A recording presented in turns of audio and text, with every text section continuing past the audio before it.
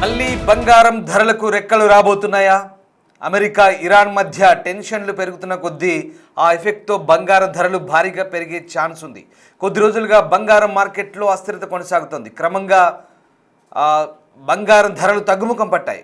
ఈ క్రమంలో ఇరు దేశాల మధ్య టెన్షన్స్తో మళ్ళీ ప్రపంచ మార్కెట్లో భయాందోళన షురైంది. అమెరికా అధ్యక్షుడు యుద్ధానికే మొగ్గు చూపుతున్నాడు. యుద్ధం జరిగితే అంతర్జాతీయ మార్కెట్ల ప్రభావం ఉంటుంది. దీంతో ఇన్వెస్టర్లు ముందే అప్రమత్తం అవుతున్నారు. మార్కెట్ నుంచి పెట్టుబడులను బంగారం వైపు మళ్లిస్తున్నారు. బంగారంపై పెట్టుబడి సేఫ్ హెవెన్ అంటూ నమ్ముతున్నారు. అలాగే యుద్ధం మొదలైతే ఇరాన్ హర్మూజ్ జలసంధిని కొద్ది రోజుల పాటు మూసేయొచ్చు. దీంతో హర్మూజ్ జలసంధి మూసివేస్తే తీవ్ర నష్టం జరిగే అవకాశం కనిపిస్తుంది. పెట్రోల్, డీజిల్, గ్యాస్ ధరలు కూడా పెరిగే ఛాన్స్ ఉంది. బంగారం ధరలు కూడా పెరిగే అవకాశం ఉంది. ఇటు మరోవైపు ఇవాళ దేశీయ స్టాక్ మార్కెట్లు భారీ నష్టాలతో ముగిశాయి. 1236 పాయింట్లు నష్టపోయింది సెన్సెక్స్. ఇక నిఫ్టీ 365 పాయింట్లు కోల్పోయింది. సో మొత్తం మీద బంగారం, వెండి ధరలు మళ్ళీ పెరిగే అవకాశం ఉన్నట్టుగా తెలుస్తోంది. ఈ పెరిగే అవకాశం ఉన్న నేపథ్యం ఇప్పుడు కాదు, మీరు కన్ఫ్యూజ్ కావద్దు. బంగారం, వెండి ధరలు భవిష్యత్తులో పెరగొచ్చు అని మాత్రమే చెప్తున్నాం. ఎందుకంటే ఇప్పటికిప్పుడు ఉన్న ధరలను ఒకవేళ ఇరాన్ అమెరికా యుద్ధం కనుక ప్రారంభం తర్వాత మనం ఊహించుకోలేం. ఎందుకంటే అమెరికా ఇరాన్ యుద్ధం అయితే కనుక ప్రారంభమైతే కనుక ఖచ్చితంగా అంతర్జాతీయ మార్కెట్లో వీటి ధరలకు సంబంధించినటువంటి పెరుగుదల డెఫినెట్గా నమోదవుతుంది. సో జరగబోయే పరిణామాల గురించి మీకు ఈ వార్తను వివరించడం జరుగుతుంది. ఖచ్చితంగా ఇప్పుడున్నటువంటి పరిస్థితుల్లో అటు ఇరాన్, ఇటు అమెరికా అణ్వస్త్రాలకు సంబంధించినటువంటి చర్చలు స్విట్జర్లాండ్ జరుగుతున్నాయి, జెనీవాలో. ఆ చర్చలు కూడా రెండో దఫా దాదాపుగా ముగిసిన తర్వాత ఇంకా చర్చల సారాంశానికి సంబంధించినటువంటి పూర్తిస్థాయి అనాలిసిస్ జరిగిన తర్వాత వాటి ఫలితాలు ఏంటి అనేది మనకు ఇరు పక్షాల నుంచి ఒక స్టేట్మెంట్లు వస్తాయి. ఇక్కడ జరుగుతుంది ఏంటంటే అక్కడ ఆల్రెడీ అమెరికా కొన్ని అంశాల వారిగా పట్టుబడుతుంది. ఇరాన్ను అటు అణ్వస్త్రాల తయారీ పూర్తిగా ఆపేయమంటుంది, మిసైల్స్ని తగ్గించుకోమంటుంది, ఫ్రాక్సీ సంస్థలకు ఫండింగ్ ఆపేయమంటుంది. అట్ ద సేమ్ టైం ఒకవేళ మళ్ళీ ఉద్రిక్తతలు చోటు చేసుకుంటే కనుక అంతర్జాతీయ మార్కెట్లపై దీని ప్రభావం ఉంటుంది. బంగారాన్ని ఇన్వెస్టర్లు ఒక సేఫెస్ట్ హెవెన్గా భావించే అవకాశం ఉంది. కాబట్టి ఖచ్చితంగా ధరల పెరుగుదల ఉంటుంది. ఒకవేళ మనం అనుకున్నట్టుగా యుద్ధమే కనుక జరిగితే డెఫినెట్గా హర్మూజ్ జలసంధిని ఇరాన్ కనుక కొద్ది రోజుల పాటు మూసివేయాలనుకుంటే కనుక ప్రపంచ వాణిజ్యంలో దాదాపు 20% పైగా బిజినెస్ జరిగేటువంటి హర్మూజ్ జలసంధి ఉన్న మాక్ డ్రిల్స్ కోసం కొద్ది గంటల పాటు మూసివేస్తేనే చమురుపై ఎఫెక్ట్ పడింది. అలాంటిది ఒకవేళ ఇరాన్ కనుక మూసివేయాలనుకుంటే దాని నుంచి వాణిజ్య రవాణా, ముఖ్యంగా సౌత్ ఏషియాకి వచ్చేటువంటి చమురు, అలాగే ఈ బంగారం, అన్నిటి మీద కూడా ఎఫెక్ట్ ఉండే అవకాశం ఉంది. ప్రధానంగా ఈ జియోపొలిటికల్ ఇష్యూస్ వల్ల ఈ సిల్వర్, వెండి భవిష్యత్తులో పెరిగే ఛాన్స్ ఉందనే అంశాలకు సంబంధించి మనం మాట్లాడుకుంటున్నాం. మనతో మాట్లాడేందుకు జాయిన్ అవుతున్నారు మార్కెట్ నిపుణులు ప్రభు గారు. నమస్తే అండి. రైట్, ఇప్పుడు మళ్ళీ ఈ జెనీవాలో చర్చల సారాంశం ఇంకా పూర్తిగా బయటకు రాలేదు, కానీ ఇరాన్ చుట్టువైపు అమెరికా తన వాహక నౌకలను మోహరిస్తోంది. ఒకవేళ యుద్ధం కనుక జరగొచ్చనే అంచనాల నేపథ్యంలో మళ్ళీ బంగారం, వెండి ధరలపై దీని ప్రభావం తీవ్రంగా ఉండే అవకాశం ఉంది. అంతర్జాతీయ మార్కెట్ల పరంగా ఇది మళ్ళీ హెచ్చుతగ్గులకు లోనే అవకాశం ఉంది. బహుశా బంగారం బాగా పెరిగే అవకాశం ఉందంటున్నారు.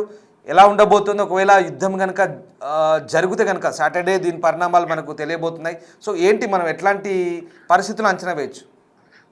ఎనీ టైం ఆయన అటాక్ చేయొచ్చు అనేది ఉంది. ట్రిగర్ పాయింటే ఆయనకు ఉందన్నట్టు. సో చేసినప్పుడు జియో పొలిటికల్ టెన్షన్స్ ఉన్నప్పుడు అసెట్ క్లాస్ లో ఈక్విటీ ఇబ్బంది పడ్డప్పుడు మెటల్స్ కొంచెం పెరుగుతాయి ఒకటి.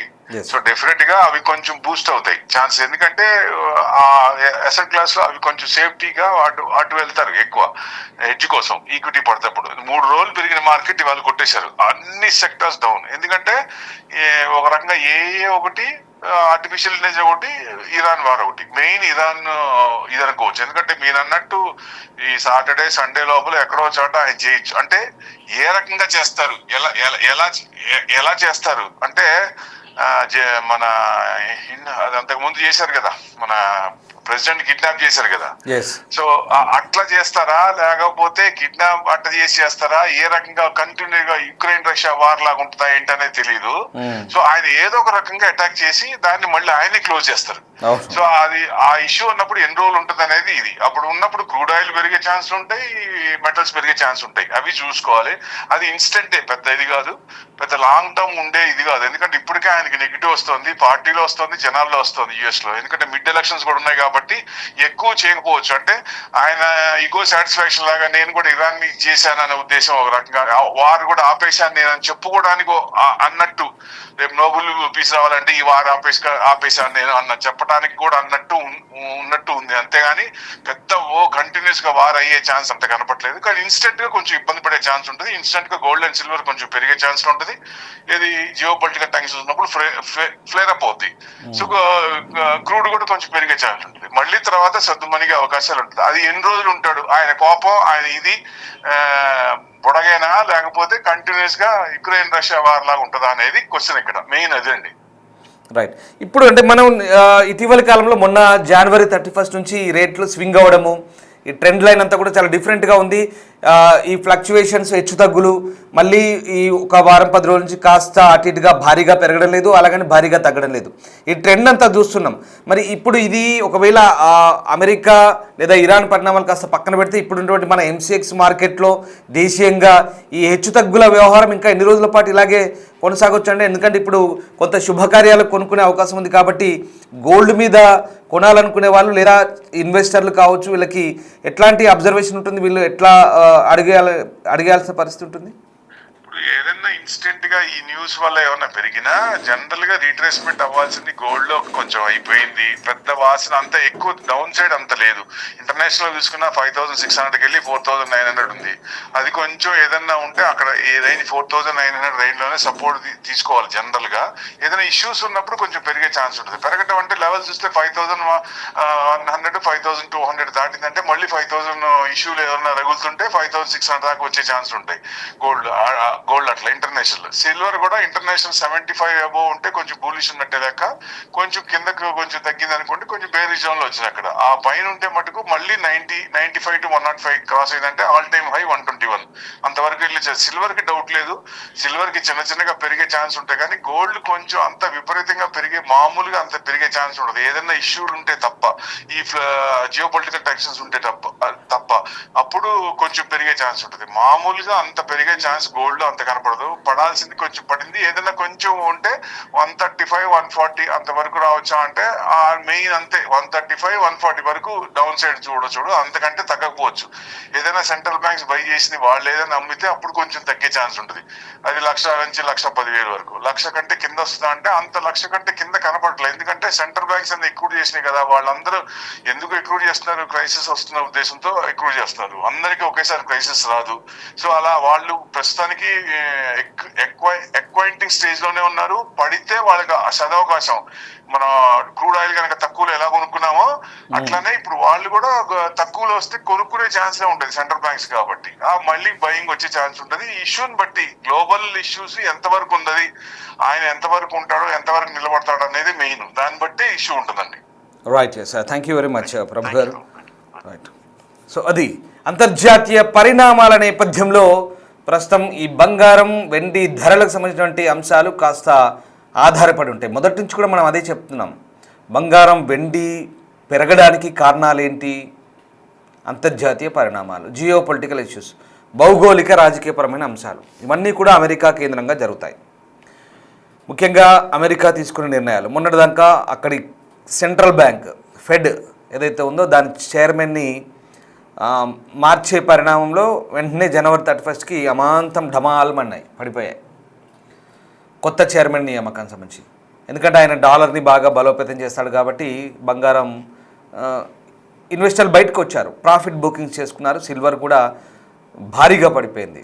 సో అందరూ లాభాల స్వీకరణకు వచ్చారు కాబట్టి ఇంకా అమ్మడమే, ఉన్నదాన్ని అమ్ముకొని సొమ్ము చేసుకోవడం కాబట్టి ప్రాఫిట్ బుకింగ్ ఫటాఫట్ అంతా అమ్మేసుకున్నారు. తో అప్పుడు ఏమైంది, ఇది సేల్స్ పడిపోయింది, అమ్మకాలే కాబట్టి సేల్స్ పడిపోయింది, రేట్ తగ్గింది. తర్వాత అలా డౌన్ఫాల్ ట్రెండ్ కొనసాగుతూ నెమ్మదిగా ఒక వారం 10 రోజుల పాటు అదే ట్రెండ్ వచ్చింది. అసలు ఎంత కనిష్ట స్థాయికి వచ్చిందంటే 4,20,000 పైన ఉన్న సిల్వర్ ఏకంగా 2,40,000కు వచ్చింది. 20,000 దాకా కూడా వచ్చింది, 2,20,000 దాకా. బంగారం కూడా ఏకంగా 1,32,000 దగ్గర ట్రేడ్ అయింది MCXలో 10 గ్రాముల బంగారం. తర్వాత మళ్ళీ కొంత పుంజుకున్నాయి, కొంత రికవర్ అయ్యాయి. ఒక 10,000 15,000 అటు ఇటుగా 5% 6% అటు ఇటు తగ్గుతుంది, మళ్ళీ ఒక 3% తగ్గడము, 4% పెరగడము. ఇది ఈ ట్రెండ్ కొనసాగుతుంది. ఇప్పుడున్న పరిస్థితిలో ఇంతే, ఇంక ఇలా ఉంటుంది. బట్ ఇది అలా ఉంచుదాం కొద్దిసేపు. ఇప్పుడున్న పరిస్థితిలో దేశీయ మార్కెట్లో ఇండియన్ మల్టీ కమోడిటీ ఎక్స్చేంజ్లో ఇప్పుడున్న పరిస్థితి నేను మీకు చెప్తాను. ఇక్కడ వాట్ నెక్స్ట్? ఇప్పుడు సాటర్డే కనుక కొన్ని అంతర్జాతీయ ఛానల్ చెప్తున్నాయి అమెరికా ఒక నిర్ణయం తీసుకోబోతుంది. ఇరాన్ చెప్తే వినకపోతే, దారికి రాకపోతే ఏం చెప్తున్నాడు? మొన్న ఎయిర్ ఫోర్స్ 1లో ఏం చెప్పాడు ట్రంప్? టెంపర్తనం చూపిస్తాడు కాబట్టి ట్రంప్ ఒకటే అంటాడు, ఇక మేము చెప్పినట్టు దారికి రాకపోతే దబిడి అన్నాడు ఇరాన్కు. దాని అర్థం ఏంటి? ఖచ్చితంగా పర్యవసానాలు ఎదుర్కోవాల్సిందే అంటున్నాడు. ఇరాన్ చుట్టూ మోహరించాడు. దక్షిణ ఇరాన్ నుంచి గల్ఫ్ ఆఫ్ పర్షియా, అరేబియన్ సముద్రము, మెడిటేరియన్ సీ, మధ్యధరా సముద్రము, రెడ్ సీ, ఇవన్నీ కూడా మొత్తం వాళ్ళ వాహక నౌకలు ఆల్రెడీ చుట్టుముడుతున్నాయి. ఇప్పటికే అబ్రహం లింకన్ వచ్చింది, దాని మీద ఒక 70-80 డెస్ట్రాయర్లు ఉన్నాయి, వాహక నౌకలు రెడీగా పోయి అటాక్ చేసేందుకు. గెరాల్డ్ ఆర్ ఫోర్డ్, ఇది ఇంకా భయంకరమైన నౌక. ఇది ప్రపంచమంతా ఇదే చర్చ జరుగుతుంది. బహుశా మీకు ఈ అంశాలన్నీ కూడా చెప్తుంటే చాలామందికి అంతర్జాతీయ పరిణామాల్లో, ఎందుకంటే మనం లోకల్ ఫాలో అవుతారు కొంతమంది కాబట్టి, ఆ అంశాల గురించి చెప్తున్నప్పుడు అయ్యో సార్ ఇంకా యుద్ధమే రాలేదు, మీరేంటి ఉదరగొడుతున్నారు, గత 1-2 నెలల నుంచి ఇదిగో వచ్చే పులి, ఇదిగో వచ్చే యుద్ధం అన్నట్టుగా మాట్లాడుతున్నారు ఏంటంటూ చాలామంది కామెంట్లు కూడా పెడుతున్నారు. ఐ నో, బట్ దానికి మీకు మేము ఒక్కడే చెప్పదలుచుకుంది అంటే అంతర్జాతీయ పరిణామాలకు సంబంధించి ఎప్పటికప్పుడు అక్కడ జరుగుతున్న అంశాలని అంతర్జాతీయ నివేదికల ఆధారంగా, అక్కడ వార్తా సంస్థలు ఇచ్చినటువంటి నివేదికల ఆధారంగా ఇదిగో మీకు ఇలా అందించే ప్రయత్నం చేస్తున్నాం. ఇట్స్ ట్రూ, ఎందుకంటే గెరాల్డ్ ఆర్ ఫోర్డ్ కనుక వస్తే అది ఒక భయంకరమైన యుద్ధ నౌక, కదిలే యుద్ధ క్షేత్రం, భయంకరమైనటువంటి డెస్ట్రాయర్ క్యారియర్లు ఉంటాయి. ఒక్కసారి ట్రంప్ కనుక సైగ చేస్తే ఇరాన్ను చుట్టుముడతాయి, ఇలా విరుచుకుపడతాయి. ఇరాన్ ఏం తక్కువ తినలేదు. ఇరాన్ కూడా ఆల్రెడీ హర్ముజ్ జలసంధి ఉంది. హర్ముజ్ జలసంధిలో 25% వాణిజ్యం జరుగుతుంది. ఇదిగో మళ్ళీ నేను మీకు ఇదే చెప్తున్నాను, 25% వాణిజ్యం జరిగే హర్ముజ్ జలసంధికి సౌత్ ఏషియాకు వచ్చేటువంటి చమురంతా కూడా ఇక్కడి నుంచి వస్తుంది. Korea, south Korea, China, even కొన్ని ప్రాంతాలకు కూడా ఇక్కడి నుంచే వస్తుంది రవాణా చమురు. అది కొద్ది గంటల పాటు మూసేస్తేనే పెద్ద ఎఫెక్టు. గతంలో మనం చూసాం, ఇరాన్ పై అమెరికా B-2 బాంబర్స్ అటాక్ చేసినప్పుడు ఇక గత్యంతరం లేక హర్మూజ్ ఒకటే వాళ్ళకున్న మార్గం కాబట్టి ఇరాన్ గుప్పిట్లో ఉంది అది. సో దాన్ని కొద్ది గంటల పాటు మూసేస్తే అప్పుడు ఎంత ఎఫెక్ట్ అయిందో మనకు తెలిసిందే. అంతెందుకు మొన్న మాక్ డ్రిల్స్ చేసినప్పుడు కూడా ఇదే జరిగింది. అక్కడ ఆ డ్రిల్స్ కోసం, బల ప్రదర్శన కోసం అక్కడ చైనా, రష్యా వాహక నౌకలు, వార్షిప్లు కూడా వెళ్ళినాయి ఆల్రెడీ. అది కన్ఫామ్, రష్యాకు సంబంధించి అయితే వెళ్ళింది. సో ఇది కన్ఫామ్ డెఫినెట్గా. సో ఇవన్నీ ఎందుకు చెప్తున్నానంటే ఈ ఇష్యూస్ ఇవన్నీ ఆల్రెడీ మీకు ఈ అంశాల వారిగా మీకు అవగాహన ఉండే ఉంటుంది చూస్తున్న పరిణామాలు బట్టి. ఎందుకంటే ఇక్కడ వాణిజ్యం ఆగిపోతుంది, నష్టం జరుగుతుంది, రేట్లు పెరుగుతాయి, చమురు రేట్లు, క్రూడ్ ఆయిల్ రేట్లు పెరుగుతాయి. అలాగే ఇంటర్నేషనల్ మార్కెట్లో ఔన్స్ బంగారం ధర ఇప్పుడు మొన్నటి వరకు $5,000 నుంచి మొన్న 26 జనవరికి ఏకంగా $5,000 వచ్చింది ఇంటర్నేషనల్ మార్కెట్లో. అది రికార్డ్. అది అప్పుడు ఏమైంది, అలా అలా అలా ఎగబాకింది. 26 జనవరి నుంచి 30 జనవరి వరకు ఒక్కసారిగా $5,600 పోయింది. పెరుగుట విరుగుడు కొరకు అంటాం కదా సామెత. అలా మళ్ళీ 31 నాడు ఏమైంది, ఢమాల్మని పడిపోయింది. వెండి, సిల్వర్, గోల్డ్, ఈ మెటల్స్ ఏవైతే ఉన్నాయో వాస్తవానికి వీటి మీద మనకు ఎందుకు ఇంట్రెస్ట్, పదే బంగారం, వెండి ధరలకు సంబంధించి ఎందుకు మనం పదే హెచ్చు తగ్గుల గురించి మీకు ఈ వార్తలు చెప్తామంటే, బంగారం అనేది భారతీయులకు ఒక సెంటిమెంట్, ఒక సామాజిక హోదా. నా కొలీగ్ కూడా ఇక్కడే ఉన్నారు, ఆవిడ నవ్వుతున్నారు. ఎందుకంటే బంగారం గురించి చెప్పినప్పుడు ఇదో ఇలా చూపిస్తున్నారు, సార్ మాకు ఇది sentiment. Gold, of course gold అనేది కంపల్సరీగా మనం శుభకార్యాలకు లేదా అన్నింటికి మనము దాన్ని ఒక సామాజిక హోదాగా భావిస్తాం, వాడుతాం. అంతెందుకు, అది మనకు ఒక ఫ్యూచర్ బలం. బంగారం ఉంది, నా దగ్గర 4-5 తులాలు ఉందంటే ఇంక వెళ్ళలేకపోయినా నాకు బంగారం ఉందని ఒక భరోసా ఉంటుంది. సో ఖచ్చితంగా ఒక సామాన్య మధ్యతరగతి వ్యక్తి, ఒక కుటుంబం, ఒక శుభకార్యమైన, ఒక ఫంక్షన్ అయినా బంగారం కొనేందుకు ముందు వెళ్ళేది ఎవరి దగ్గరికి వెళ్తారు? అందరికి తెలిసిన విషయమే కదా ఇది. సో ఒక తులం బంగారం కొనాలంటే ఇప్పుడున్న పరిస్థితిలో మినిమం 1,00,000 కట్ట చేతిలో పెట్టుకొని పోవాలి షాప్కి. సో మొన్నటిదాకా ఎట్లాంటి పరిస్థితులు ఉన్నాయో తెలిసిందే మీకు. ఒక మధ్యతరగతి వాడు బంగారం కొనే పరిస్థితి లేదు. 1,90,000కి వెళ్ళిపోయింది.